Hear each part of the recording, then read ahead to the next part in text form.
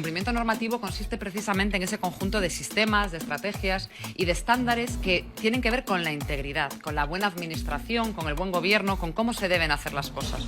En definitiva, nos aseguramos de que la institución hace lo que tiene que hacer de la mejor manera posible y siempre respondiendo y poniendo en el centro a las personas, que es algo fundamental. Las normas antisoborno, el cumplimiento regulatorio, el cumplimiento gubernamental nos habla de la prevención, nos habla de diseñar sistemas para evitar que se produzcan los incumplimientos presupuestarios, económicos, pero de todo orden, en la contratación, en la gestión de personas, en el respeto a los derechos de las personas. Con el otorgamiento de estas certificaciones, el Defensor del Pueblo se sitúa a la vanguardia de las tendencias del sector público del siglo XXI. Las noticias falsas son un capítulo, llamémosle, de la desinformación. La desinformación es más amplia. No solo noticias falsas, sino también noticias con un sesgo muy marcado. Muchas veces la desinformación no pasa por dar noticias falsas, sino por evitar noticias verdaderas y sabiendo que van a tener impacto. El público sabe que las fuentes de las que se informan tienen sesgo, van buscando, son nómades, pues van buscando para cada tema que se instala en la agenda el mejor lugar del cual informarse. El periodismo y el periodista está atrapado o está increíblemente desafiado en esta era por dos factores fundamentales.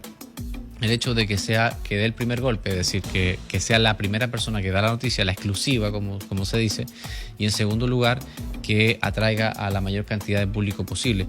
Por eso es que vemos que hay muchos programas o portales informativos o los medios de comunicación, incluso en Estados Unidos, que apelan cada día más al sensacionalismo. Que la Constitución establece claramente la libertad de expresión, lo que no establece es el libertinaje.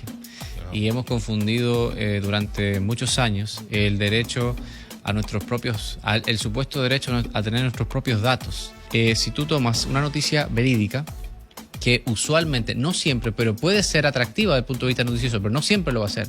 Ahora, una noticia engañosa o falsa siempre va a ser algo extremadamente sensacionalista, llamativo. Si se tardó media hora en llegar a 100 personas la noticia verídica, la noticia falsa habrá llegado muchísimo más rápido, 6 veces más rápido, 6 veces más público que lo que llega a una noticia verídica. Precede la propia Constitución, precede el Estado. La dignidad, fíjate tú, si la dignidad es tan grande que la dignidad va más allá de la propia vida. No puede tener una persona dignidad humana o respetarse la dignidad humana de una persona cuando el Estado, que está llamado a garantizarlo, lo deja dormir en la calle. O cómo tú entiendes que se está respetando la dignidad humana de una persona cuando alguien llega de trabajar un día entero sudando, por ejemplo, en construcción, y llega a su casa y no encuentra una gota de agua para bañarse, por ejemplo. Que no encuentra, que no produce lo suficiente para comprar los alimentos que le van a reproducir las fuerzas necesarias, inclusive para volver a reinvertirla en el trabajo que va a hacer al día siguiente. ¿Cómo pudiera hablarse de dignidad humana si no se le da la oportunidad de que sus hijos salgan de la pobreza que le ha tocado vivir a él, permitiéndole la educación?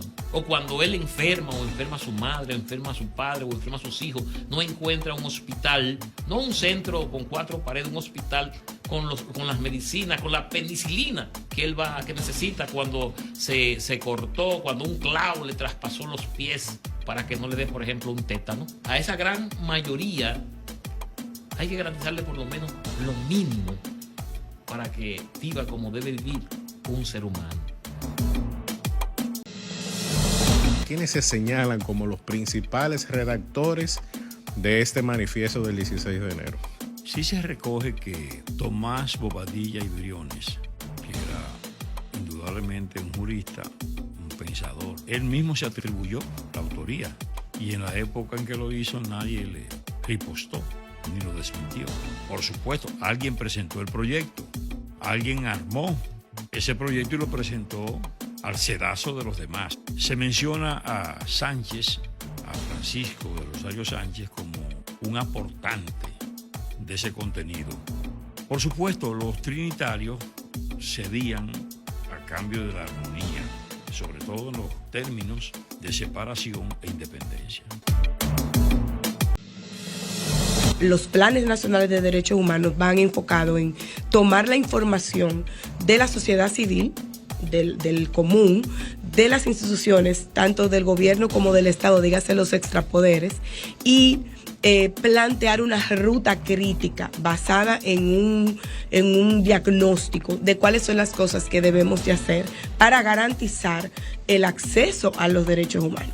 En sí es la primera generación de derechos humanos que contiene la gran mayoría de derechos fundamentales, como el derecho a la vida, la vida política, la propiedad privada. Técnicamente una violación de derechos humanos cuando el Estado falla en proteger a la persona humana, cuando el Estado no sanciona y no repara. Metodológicamente levantamos una encuesta con percepción, pero también con datos concretos que las personas ofrecían de si se le habían violado o no le habían violado los derechos. Pero además de la encuesta, hicimos un recorrido por todo el país, reuniendo a todas las fuerzas vivas del país en lo que llamamos nosotros encuentros participativos sobre el informe de este derechos humanos. Vimos todo el catálogo constitucional de los derechos fundamentales y consultamos a todo el mundo. Nos permitimos levantar información de los datos del mismo defensor del pueblo. O sea, el defensor del pueblo recibe casos de manera permanente, entonces vimos las estadísticas, trabajamos con las estadísticas y a partir de ellas pudimos agarrar todas esas informaciones, triangularlas con lo que nos salió en la encuesta, con lo que nos salieron en los encuentros y entonces formular lo que serían unas prioridades o cuáles serían los 5 derechos fundamentales que de esos datos nos arrojaba que eran los más como necesitados de una acción de salvaguarda de parte del defensor del pueblo. El Comité de Integridad está conformado por 7 miembros. 7 miembros. Los cuales su elección ha sido en voto popular. Tenemos que velar por el cumplimiento del Código de Ética, tenemos que velar por el cumplimiento normativo de la institución, tenemos que evitar conflictos de interés, tenemos también que velar por el cumplimiento de la política de gestión de regalos, la debida diligencia y todas las implicaciones o reglamentaciones que requiere la norma para su aplicabilidad. En cuanto a sus deberes y responsabilidades, pues está la confidencialidad en el sentido de manejo de denuncias e investigaciones dentro de la institución, salvaguardar la integridad de las informaciones ofrecidas y a los fines también de generar confianza en cada uno de los servidores de la institución. Que calidad es una propiedad o una característica inherente de un bien o servicio para satisfacer una necesidad de un usuario. Las certificaciones o certificados de calidad, ese es un documento, un papel, es una herramienta con el cual pues a la ciudadanía, a los clientes, tú les dices, mira, yo estoy comprometido con hacer las cosas bien en esta organización y en función de eso, un tercero, que es una empresa que te evalúa, dice, oye, ahí mira, y sus procesos están estandarizados para que los ciudadanos se sientan confiados y tranquilos de que los productos o servicios que esa organización brinda tienen pues calidad y están acreditados como tal. ¿Cuáles son las certificaciones que ya tiene el Defensor del Pueblo? En el Defensor del Pueblo, la primera norma que se implementó fue la 93-200, que te permite, tanto en el sector público como privado, tú estandarizar o certificar la Carta de Servicio a los Ciudadanos. El único órgano constitucional que ha sometido, mediante la evaluación de un tercero, su Carta de Servicio y que hemos sido certificados por eso. Para que el deporte sea provechoso en una nación, necesariamente tienen que aplicarse 2 cosas en República Dominicana. La primera es la educación temprana. se habla que la etapa más productiva de un individuo es de 0 a 6 años. En República Dominicana, más del 85% de nuestra matrícula de niños en esas edades están fuera del sistema educativo. Para que el deporte sea provechoso, tienen que entenderse bien claro algo. La educación física. En República Dominicana, en pleno siglo XXI, se cree que la educación física es deporte. En República Dominicana se entiende que el educador físico es un tipo que está con un pito poniendo a los niños a sudar. El educador físico lo que hace, aprovecha una dinámica que tiene el niño. ¿Qué es lo que hace un niño en su manifestación? Es jugar. Y tú aprovechas esa energía del niño y le inyectas a través del juego el conocimiento. Entonces, en República Dominicana, lamentablemente, no tenemos los educadores físicos con las competencias necesarias ni entendiendo su rol en el sistema. La Constitución es una norma jurídica y todo Estado tiene distintas normas jurídicas. Entonces, la Constitución es la norma jurídica más importante de un país, porque es donde el instrumento donde se organiza el Estado, donde se establecen los distintos poderes del Estado y sus facultades. Pero además es el documento donde se organizan, estructuran los derechos fundamentales. La reforma constitucional es aquella que modifica aspectos de la Constitución que no son aspectos de los más esenciales. Digo de los más esenciales porque todo lo que está en la Constitución es esencial. Ahora, cuando se habla de revisión, entonces se está hablando de que ya se tocan aspectos sensibles de la Constitución. 37% de la población dominicana padece un trastorno de salud mental. Antes del COVID era un 20%. Post-COVID estamos hablando, Darío, de un 37% en una subestadística. Y la OPS, la Organización Mundial de la Salud, dice que 1 de cada 8 personas tiene un trastorno mental. Hay que comenzar por el presupuesto. ¿Cuál es el presupuesto del Estado asignado a tema de salud, al Ministerio de Salud? Estamos hablando de unos 139 millones de pesos. Es sabido que el Poder Ejecutivo le asignó unos 30 millones más a salud, pero no son suficientes. ¿Cuánto crees tú que se le asigna a salud mental? 0.33%. Es nada. Es con la Constitución del año 2010 que cobra relevancia, digamos, una concepción participativa en las decisiones públicas. Cuando hace referencia a que el poder reside en el pueblo, dice que ese poder se ejerce no solo a través de los representantes. Y partiendo de ese concepto de democracia participativa, entonces cobra relevancia el concepto de control social y de auditoría o veeduría ciudadana, como también se suele llamar en algunos países.